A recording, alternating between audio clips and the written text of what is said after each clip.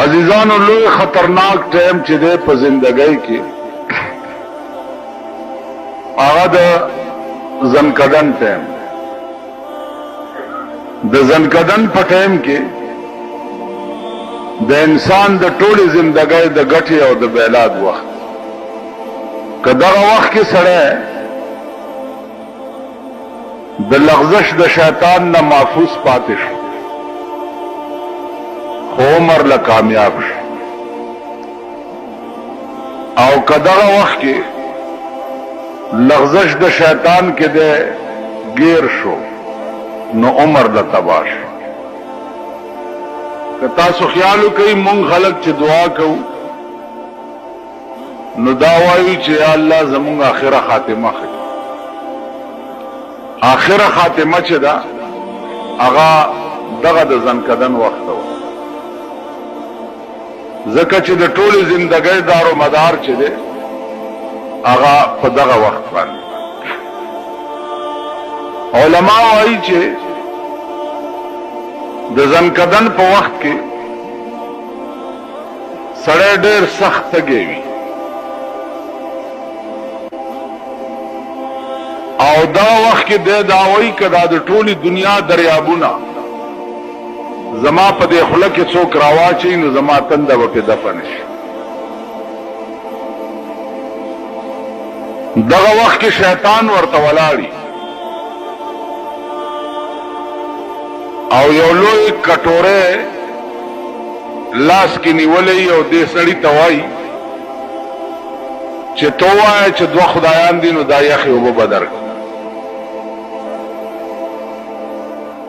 نو دکه دنیا کې ژوند د ایمان په کمزورتیا کې تیر کړی وي نو د هغه وخت کې وایي چې دوه نه درې دي خو دا اوبه راکړه. نو هغه کټوري کې علما لیکي چې اوبه هم نه وي د شیطان پکې متیازې کړي، هغه توی کی او ورته وایي چې عمر له مې د بیړه تباه کړه. نو زما عزیزانو عرض دا انکشاف څنګه شوه؟ مولانا تھانوی رحمت الله علیه لیکلی چې یو بزرگ وفات کېده نو لوی لوی علما ورته ناست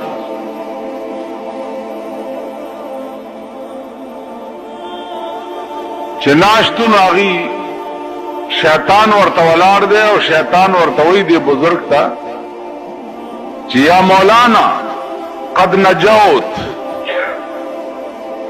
مولانا صاحب خلاص شویرانا. اس دا علماء چی دی لگیا دی ویشہدو اللہ الہ الا اللہ واشہدو ان محمدن عبدہ ورسولہ. او دا سڑے چی کم مرکی گی دے ہوئی چی لا لا لا لا.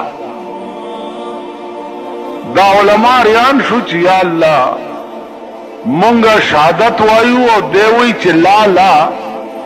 د دې خدا معنا چې زه د الله د توحید اقرار نکوم دا خو غرق شو.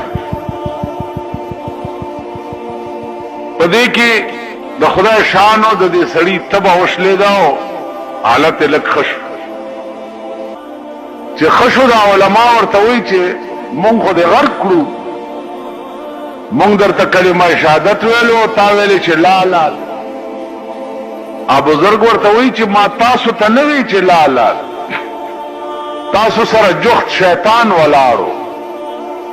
هغه راته وی چې یا مولانا قد نجوت، مولانا خلاص شویرانا. وی ما هغه ته وی چې لا لا دا خلاص نه مخکې ډېرې مرحلې پاتې. نو عزیزانو عرض مې دا و چې پته نه لګي د زندګۍ په انجام باندې چې زمونږ انجام به څه وي، مونږ سره به څه کېږي. آخر وخت کې به مونږ ته د ایمان دولت نصیب هم شي او که نه به شي. په دغه وخت کې که مونږ ته د ایمان دولت نصیب نه شو نو ابد الاباد دپاره هم بیړه تباه شو.